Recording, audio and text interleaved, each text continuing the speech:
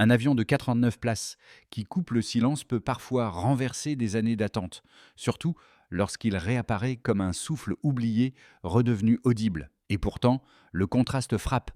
Un simple embraillé 190 acheté par le Burkina Faso déclenche des foules quand il touche la piste de Ouagadougou, preuve qu'un geste modeste peut déplacer un sentiment collectif. Que signifie vraiment pour un passager burkinabé ce retour visible, surtout avec Ibrahim Traoré, associé à cette renaissance aérienne? Une piste pourrait bien contenir, plus qu'une arrivée, un principe de souveraineté réanimé. Ce récit ne promet pas un miracle technologique, mais quelque chose de plus concret. Comprendre comment un appareil modeste peut révéler la trajectoire réelle d'un pays qui cherche à retrouver sa voie aérienne. Le bénéfice principal, c'est clair, décoder un renouveau national sans artifice. Une idée simple, 10 à 12 mots qui suffisent pour mesurer l'enjeu. Car la question n'est pas seulement de savoir si Air Burkina vole de nouveau, mais ce que cela implique pour l'économie régionale, pour la psychologie d'un peuple longtemps dépendant d'autres transporteurs et pour la capacité d'un État à restructurer un service public stratégique. Et, d'un Choui là, derrière chaque vol renaissant se cache une logique précise. Route régionale repensée, confiance du public à reconstruire, infrastructure à stabiliser. La tension dramatique est là. Si cette relance échoue, c'est une décennie d'efforts symboliques qui s'effritent. Si elle réussit, elle peut devenir l'un des modèles africains les plus cités de reconquête de souveraineté opérationnelle. Un micro-hook émerge donc. Quand un pays rouvre son ciel, qu'est-ce qui change réellement au sol? La première révélation tient dans un simple constat. La relance d'Air Burkina n'est pas née d'un geste spectaculaire, mais d'une série de réajustements méthodiques opérés après plusieurs années de déclin. La seconde repose sur un chiffre clair. Jusqu'en 2023, l'entreprise n'assurait plus de vols réguliers, laissant l'espace aérien national dépendre presque entièrement de transporteurs étrangers. À partir de ce point, le contexte se déploie. Air Burkina, fondé en 1967, avait longtemps symbolisé l'optimisme d'un pays récemment indépendant.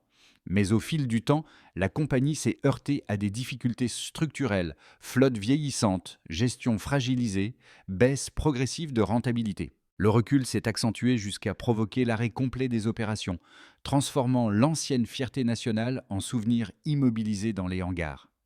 Face à cette situation, l'administration burkinabé a opté pour une phase de reconstruction ciblée. Le choix d'un appareil comme l'embrailleur 190 illustre cette approche. Un avion de capacité moyenne, adapté aux routes régionales, destiné à redonner une cohérence opérationnelle, sans viser d'emblée la compétition avec les grands transporteurs internationaux. Cette orientation reposait sur des critères techniques: efficacité, coût maîtrisable, entretien compatible avec les infrastructures locales, plutôt que sur l'apparence ou la notoriété. Dans ce cadre, la réorganisation interne, la reprise progressive des vols tests et la communication avec les usagers ont constitué les premières pierres d'un retour mesuré.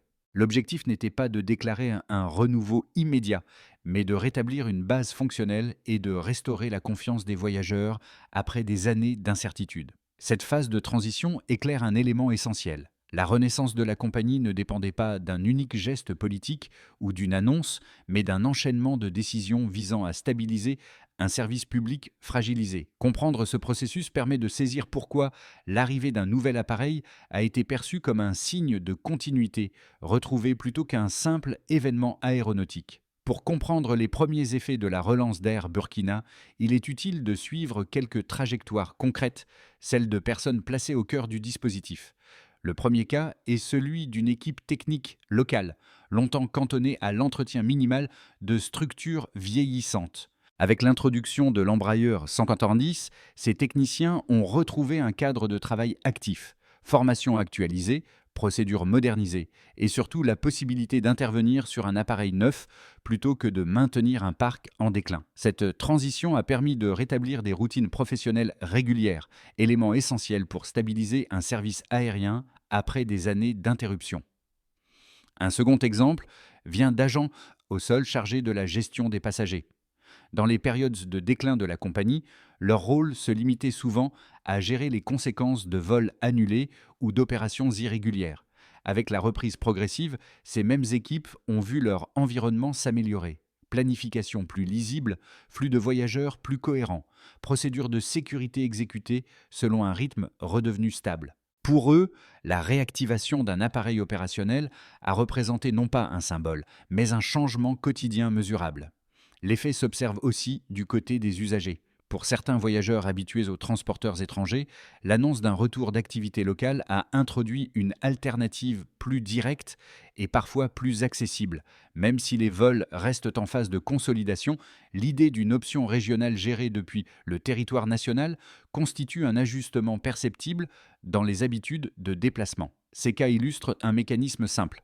Lorsqu'une compagnie renoue avec une activité régulière, les premiers bénéfices apparaissent dans les coulisses: formation, organisation, cohérence opérationnelle, avant d'être visibles à grande échelle. Et c'est précisément cette progression interne qui prépare la suite de l'analyse, là où le récit bascule dans les événements structurants. La chronologie de la relance d'Air Burkina se lie en 3 segments nets: l'activation, le point de tension, puis les répercussions. L'activation commence lorsque la compagnie, après des années d'inactivité, entame une phase de reconstruction technique. Les premiers gestes sont discrets: inventaire des besoins, remise à niveau des équipes, réorganisation administrative. Rien de spectaculaire, mais chaque étape produit un effet d'entraînement. Les vols d'essai, réalisés avec prudence, permettent de tester les capacités réelles du nouvel appareil et d'évaluer la fluidité des opérations au sol. Ces essais, même limités, marquent la première rupture avec la période de stagnation. Le point de tension apparaît lorsque l'acquisition de l'Embraer 190 devient l'élément central de la stratégie de rétablissement. Conçu pour des trajets régionaux, l'appareil représente un équilibre entre capacité, coût et autonomie technique. À ce moment, la compagnie passe d'une période d'essai isolée à une ambition plus structurée: reprendre des liaisons régulières. Le défi est double. D'une part, prouver que l'appareil peut opérer de manière fiable dans un réseau encore en reconstruction. D'autre part, convaincre les voyageurs que la compagnie peut offrir une constance opérationnelle après des années d'interruption. Cette phase est marquée par un suivi strict: maintenance rapprochée, formation intensive, vérification de la chaîne logistique. La montée vers le climax se produit lors de la présentation publique du nouvel appareil. L'événement attire une attention notable, non pour des raisons spectaculaires, mais parce qu'il signale le passage d'un projet interne à une réalisation visible. L'atterrissage à Ouagadougou cristallise le travail accompli: un appareil opérationnel, un équipage formé et un premier segment de réseau prêt à être réactivé. Ce moment, sans effet dramatique, marque néanmoins la transition entre préparation et exécution. La phase de répercussion s'installe ensuite. Les routes régionales envisagées, Bamako, Abidjan, Niamey, Cotonou, se réorganisent autour de l'appareil nouvellement intégré. Chaque destination nécessite une évaluation détaillée: disponibilité des infrastructures requises, coûts opérationnels, partenariats locaux. Les premiers vols réguliers servent de test grandeur nature pour mesurer la capacité de la compagnie à maintenir des horaires cohérents et à gérer les irrégularités éventuelles. Cette étape est essentielle. La reprise réelle d'une compagnie aérienne ne se mesure pas uniquement à l'achat d'un appareil, mais à la stabilité de ses opérations quotidiennes. Parallèlement, les usagers commencent à percevoir les changements. Les voyageurs régionaux voient réapparaître une option locale après une longue période durant laquelle seuls les transporteurs étrangers assuraient la quasi-totalité des liaisons. Ce retour n'est pas encore massif, mais il introduit une variation dans les habitudes de mobilité. Ce segment marque aussi l'apparition d'un élément clé: la reconstruction progressive de la confiance, facteur indispensable pour ancrer durablement la relance. Enfin, la compagnie doit affronter un dernier enjeu: maintenir la cohérence du réseau tout en consolidant ses finances. Les coûts du carburant, les frais de navigation, les charges aéroportuaires et la gestion des imprévus exercent une pression constante. La réussite dépend d'un équilibre délicat entre ambition et prudence. Dans cette dynamique, la relance n'est ni linéaire ni garantie, mais elle s'appuie sur des fondations plus robustes qu'auparavant. La relance d'Air Burkina s'appuie sur plusieurs repères quantitatifs qui éclairent les progrès réalisés après la période d'arrêt. Le premier indicateur correspond à la reprise des opérations en 2024. Après plusieurs années d'inactivité, la compagnie passe d'un volume de vol quasi nul à une série de rotations tests destinées à valider l'intégration de l'Embraer 190. Ce passage de zéro activité régulière à un rythme mesurable constitue un changement net, un baseline delta, et marque le retour d'une dynamique opérationnelle. La signification est simple, un appareil fonctionnel ouvre la possibilité d'un réseau à reconstruire, même si celui-ci reste en phase initiale. Le deuxième chiffre concerne la capacité de l'appareil. Avec environ 98 places, l'Embraer 190 représente un compromis adapté aux liaisons régionales. Cette donnée n'est pas seulement technique, elle conditionne la rentabilité potentielle des routes courtes, la gestion des coûts et la flexibilité des horaires. Une cabine de cette taille permet d'optimiser les vols sans dépendre de grands aéroports ou d'infrastructures lourdes, ce qui répond aux réalités logistiques de plusieurs villes d'Afrique de l'Ouest. Autrement dit, la capacité influence directement la viabilité des opérations dans une zone où les flux de passagers varient sensiblement. Le troisième repère tient à la période de déclin antérieure. Dès 2023, la compagnie n'assurait plus aucun vol régulier. Ce chiffre, bien que rudimentaire, souligne l'ampleur du défi posé. Passer d'une absence totale d'activité à une relance structurée nécessite non seulement du matériel, mais une remise à niveau complète des équipes, de la maintenance et de la planification. Cette rupture factuelle illustre combien la reconstruction devait être progressive et mesurée pour éviter les irrégularités qui avaient fragilisé la compagnie par le passé. C'est ces trois repères chiffrés, même s'ils ne couvrent pas l'ensemble des aspects financiers ou techniques, permettent de comprendre un élément clé. La relance d'une compagnie aérienne ne repose pas sur un unique indicateur spectaculaire. Elle dépend d'un enchaînement cohérent de variables. Capacité adaptée, redémarrage opérationnel maîtrisé, reprise du trafic depuis un niveau très bas et alignement entre infrastructure et stratégie. Dans cette logique, l'approche adoptée mise sur la prudence. Les premiers vols, encore limités, servent avant tout de validation.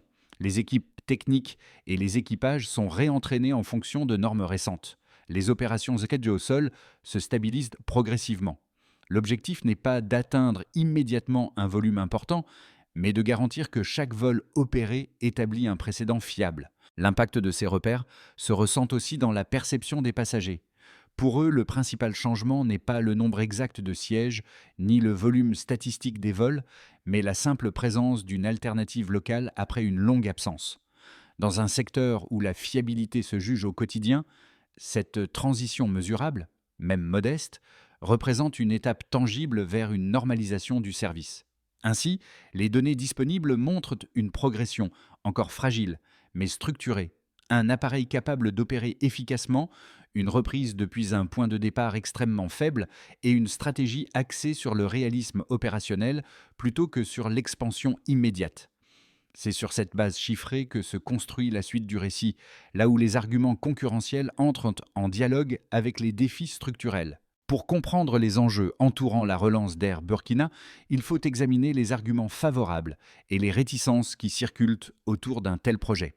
Deux positions structurent le débat. Celle qui voit dans cette reprise une base solide pour une reconstruction progressive et celle qui estime que les obstacles structurels du secteur aérien restent trop importants pour garantir une stabilité durable. Le premier argument repose sur la logique opérationnelle. Selon cette approche, le choix d'un appareil comme l'Embraer 190, dimensionné pour les routes régionales et maîtrisable en termes de coûts, donne à la compagnie un outil adapté.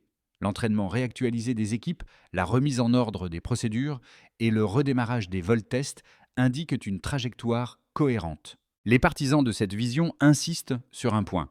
Reconstruire une compagnie aérienne depuis un arrêt complet requiert un appareil fiable, des procédures simples et une montée en puissance contrôlée, ce qui correspond précisément à la stratégie adoptée. La position opposée met en avant la complexité du secteur, les coûts d'exploitation élevés, la volatilité du carburant, la dépendance aux infrastructures régionales et les aléas logistiques forment un ensemble de contraintes qui, selon cette perspective, demeurent difficiles à surmonter pour une compagnie revenant de plusieurs années d'inactivité. Les critiques rappellent que les interruptions passées n'étaient pas uniquement dues à la flotte vieillissante, mais aussi à la fragilité des réseaux, aux coûts imprévisibles et à la concurrence de transporteurs mieux équipés. Pour articuler ces deux angles, il faut revenir aux données de terrain.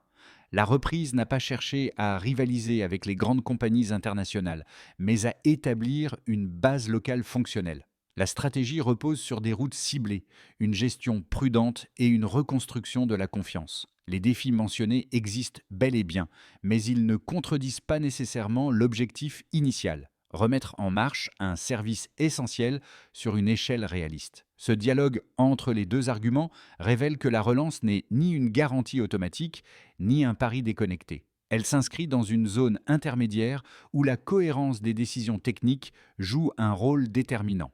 Point de bascule discret, mais décisif ici. À ce stade du récit, quelque chose change dans la manière dont Air Burkina est perçu. La présence de l'Embraer 190 n'est plus seulement celle d'un appareil flambant neuf, elle devient le centre d'un réseau régional qui se réorganise patiemment. Les anciennes habitudes de transit par des hubs lointains commencent à être questionnées, tandis que de nouvelles liaisons directes esquissent une carte plus cohérente pour les voyageurs ouest-africains. En parallèle, la mécanique interne se resserre. Les équipes techniques, les personnels au sol et les équipages appliquent désormais des procédures stabilisées, là où régnait autrefois l'intermittence. Sous la présidence d'Ibrahim Traoré, la cadence opérationnelle se transforme en routine maîtrisée, maintenance planifiée, rotation mieux synchronisée, marge d'erreur réduite. Chaque vol opéré sans incident renforce l'idée qu'une normalité peut s'installer de nouveau. Ce midpoint révèle donc moins un triomphe qu'un seuil franchi. La compagnie ne se contente plus d'annoncer son retour. Elle commence à le prouver, vol après vol, décision après décision, jusqu'à faire de ce jet de taille modeste le vecteur d'une souveraineté aérienne retrouvée. Les effets concrets de la relance d'Air Burkina commencent à apparaître à travers 4 axes distincts: les usagers nationaux, les acteurs économiques, la mobilité régionale et l'environnement institutionnel. Chacun de ces groupes perçoit la reprise sous un angle différent, mais tous observent une évolution mesurable depuis l'intégration de l'Embraer 190 dans la flotte. Les usagers nationaux notés comme NN. Pour les voyageurs burkinabés, la première conséquence est la réapparition d'une option locale. Pendant des années, la quasi-totalité des liaisons régionales dépendait de transporteurs étrangers, obligeant souvent à passer par des hubs éloignés. Avec les premiers vols réactivés, les trajets se raccourcissent et les connexions deviennent plus directes. La perception du service change également. Un appareil neuf et des opérations plus régulières contribuent à restaurer un climat de confiance, même si la reprise reste progressive. Sous la présidence d'Ibrahim Traoré, ce retour visible d'une infrastructure nationale renforce l'idée d'un contrôle retrouvé sur un service essentiel: les acteurs économiques notés comme DN. Pour les entreprises et les opérateurs logistiques, la relance représente une amélioration dans la circulation régionale. Les liaisons envisagées vers Bamako, Abidjan ou Niamey réduisent les délais de déplacement et offrent une alternative aux itinéraires coûteux. Les secteurs dépendants de la mobilité, commerce, transport léger, consultation d'affaires, bénéficient d'une montée en fiabilité, même limitée. Le fait qu'un avion de capacité moyenne puisse desservir des pistes variées renforce aussi la fluidité des échanges, un avantage non négligeable pour les PME. La mobilité régionale notée comme ND. La reprise n'a pas seulement un effet interne, elle modifie aussi les connexions entre États voisins. Certains trajets auparavant allongés par des correspondances éloignées redeviennent directs. Cette simplification logistique influence les interactions universitaires, professionnelles et familiales. Elle sert également de signal à d'autres compagnies régionales, indiquant que la reconstruction d'un réseau ouest-africain est techniquement réalisable. L'Embraer 110, adapté aux trajets courts, facilite cette dynamique. L'environnement institutionnel, noté comme KV. Pour les autorités de l'aviation civile et les partenaires internationaux, la stabilisation progressive d'Air Burkina constitue un indicateur positif. Elle témoigne de la capacité du pays à remettre en marche une structure qui avait cessé toute activité régulière. Le processus de formation interne, la remise en ordre des procédures et la coordination entre services renforcent la crédibilité du système aérien local. Sous la présidence d'Ibrahim Traoré, cette reconstruction opérationnelle prend une dimension symbolique, associant efficacité technique et autonomie accrue.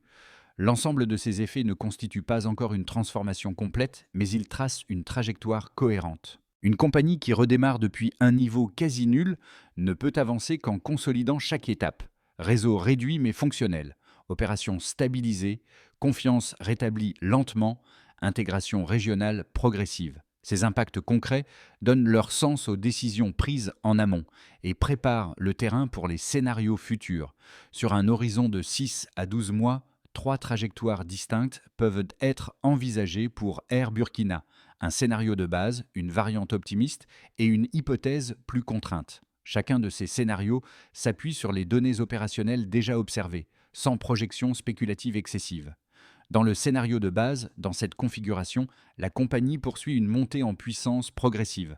Les routes régionales identifiées restent au cœur du dispositif et l'Embraer 190 consolide un rythme de rotation stable. Les équipes techniques continuent d'appliquer des procédures régulières, permettant de réduire les irrégularités et de maintenir la confiance des passagers. L'environnement institutionnel reste coordonné et les ajustements internes se font par petites étapes. Sous la présidence d'Ibrahim Traoré, ce scénario correspond à l'objectif initial: établir une normalité opérationnelle robuste avant toute extension significative. Dans le scénario optimiste, dans cette version, la stabilisation actuelle produit un effet d'entraînement plus rapide que prévu. Les premiers mois confirment la fiabilité des opérations, ce qui encourage la réactivation d'un nombre légèrement plus important de liaisons régionales. Les collaborations avec certains aéroports voisins se renforcent, facilitant une circulation plus fluide entre capitales ouest-africaines. Une visibilité accrue pourrait également attirer de nouveaux partenariats techniques. L'Embraer 190 devient alors l'axe central d'un réseau en expansion contrôlée, offrant à la compagnie un positionnement régional plus marqué. Dans le scénario contraint, ici, les difficultés structurelles du secteur aérien pèsent davantage. Les fluctuations du carburant, les coûts de maintenance et les aléas logistiques ralentissent la consolidation. Les opérations restent possibles, mais leur rythme doit être ajusté pour éviter une pression financière excessive. La priorité dans ce cas devient la préservation de la régularité minimale plutôt que l'expansion. La compagnie se concentre alors sur les routes les plus stables, tout en renforçant l'efficacité interne pour absorber les variations imprévues. Ces 3 scénarios ne sont pas exclusifs. La réalité peut intégrer des éléments de chacun. Leur rôle est d'illustrer comment un opérateur aérien évoluant, après une longue interruption, doit concilier ambition, prudence et capacité d'adaptation. La clé reste la cohérence. Chaque décision prise au cours de ces 12 mois peut renforcer ou ralentir la trajectoire, mais elle s'inscrit toujours dans la logique de reconstruction méthodique déjà amorcée. Dans ce cadre, une recommandation de réflexion s'impose: considérer chaque avancée non comme un saut, mais comme une séquence mesurable, ancrée dans les capacités réelles de l'appareil et des équipes qui le font voler. Pour saisir la portée humaine de la relance d'Air Burkina, il faut observer comment cette transformation touche 3 groupes distincts: les voyageurs réguliers, les professionnels en déplacement et les familles réparties entre plusieurs capitales ouest-africaines. Chacun perçoit la reprise sous un prisme qui lui est propre, mais tous constatent un changement concret dans leur manière d'envisager la mobilité. Du côté des voyageurs réguliers, pour ceux qui empruntent souvent les liaisons régionales, l'existence d'une option locale représente une modification réelle dans la préparation des déplacements. La perspective de vols plus directs réduit le temps passé en transit et simplifie les connexions autrefois dépendantes de hubs éloignés. Les usagers décrivent une transition nette: moins de détours, davantage de prévisibilité et une sensation de reprise d'un service qui avait disparu. Pour les professionnels, consultants, commerçants, techniciens itinérants observent un impact différent. La relance d'Air Burkina rétablit une logique économique plus rationnelle pour les déplacements de courte durée. La possibilité de circuler entre Bamako, Abidjan ou Niamey sans passer par des correspondances coûteuses améliore l'efficacité des missions. Ce n'est pas encore une révolution, mais une simplification tangible pour ceux dont le travail dépend de la ponctualité. Pour les familles transfrontalières, pour les ménages répartis entre plusieurs pays, les trajets retrouvent une cohérence que la longue interruption avait fragilisée. La reprise d'une route directe ne change pas seulement le temps de voyage, elle rétablit une proximité pratique entre proches qui, pendant des années, ont dû composer avec des itinéraires disproportionnés. Dans ces 3 cas, le point commun demeure la même perception. La reprise ne se résume pas à un symbole institutionnel. Elle réintroduit une normalité dans les gestes quotidiens liés au déplacement. Et cette normalité, même progressive, suffit à redéfinir la relation entre les voyageurs et un service aérien longtemps absent. Pour anticiper la consolidation d'Air Burkina au cours des prochaines étapes, un plan structuré en 5 volets permet de visualiser clairement ce qui peut être stabilisé, mesuré et ajusté. Ce n'est pas une projection politique, simplement une méthode opérationnelle cohérente, alignée avec la logique déjà observée depuis le retour de l'Embraer 190 sous la présidence d'Ibrahim Traoré. Renforcer la fiabilité technique. La priorité consiste à maintenir une maintenance régulière, documentée et anticipée. Cela implique des cycles d'inspection stricts, une gestion prévisionnelle des pièces détachées et la formation continue des équipes. Le critère de mesure est simple: réduction des irrégularités de vol et stabilité des rotations. Consolider les routes rentables. Les liaisons qui présentent un flux stable, comme celles reliant Bamako, Abidjan ou Niamey, doivent être privilégiées. La réussite se mesure par le taux d'occupation et la régularité hebdomadaire. L'objectif: ancrer un noyau d'opérations solide avant toute extension. Optimiser la coordination au sol. Les équipes aéroportuaires jouent un rôle clé dans la ponctualité. Standardiser les procédures, synchroniser les opérations de chargement et rationaliser le passage des passagers permettent d'améliorer la fluidité. La performance se mesure à travers la réduction des retards liés à l'organisation interne. Renforcer la formation interne. Dans un contexte de reconstruction progressive, la montée en compétences des équipages, techniciens et équipes au sol constitue un levier essentiel. La mesure est qualitative. Amélioration des audits internes, conformité accrue aux normes régionales et fluidité dans l'exécution des tâches. Structurer une logique de transparence. Communiquer des données régulières sur les rotations, les améliorations techniques et les ajustements opérationnels renforcent la confiance des usagers. Cela ne nécessite pas un grand dispositif, simplement une communication factuelle et stable. Ces 5 axes forment un cadre pratique. Stabiliser, mesurer, ajuster, consolider, puis seulement envisager une montée en puissance. Dans cette phase de conclusion, un retour vers les figures et les scènes évoquées plus tôt permet de donner une cohérence émotionnelle au parcours décrit. Les techniciens qui avaient retrouvé une cadence régulière, les équipes au sol qui avaient réappris la stabilité opérationnelle, ou encore les premiers passagers découvrant un appareil neuf. Ces éléments servent de motif rappel, comme un fil discret reliant les étapes du récit. Leur présence souligne que la relance d'Air Burkina n'est pas née d'un moment unique, mais d'une accumulation de gestes pratiques et de reprises graduelles. Sous la présidence d'Ibrahim Traoré, la réintroduction de l'Embraer 190 a fonctionné comme un point de ralliement, non pas pour susciter un élan spectaculaire, mais pour redonner un cadre tangible à une compagnie longtemps à l'arrêt. Le symbole opère précisément parce qu'il est modeste. Un avion qui vole, un équipage qui exécute ses procédures, un trajet qui se déroule sans incident. L'idée qui en ressort tient dans une ligne simple. La continuité crée la confiance. C'est cette continuité réinstallée pas à pas qui permet aux voyageurs comme aux équipes de percevoir la reprise non comme une annonce, mais comme une réalité. Au terme de ce parcours, une idée se dégage. La relance d'Air Burkina n'a pas été guidée par une recherche d'effets spectaculaires, mais par la reconstruction patiente d'un service essentiel. Les opérations régulières, la stabilisation des équipes et l'usage d'un appareil adapté ont constitué les leviers qui ont permis de remettre en mouvement une structure longtemps immobile. Ce récit souligne surtout la valeur de l'observation.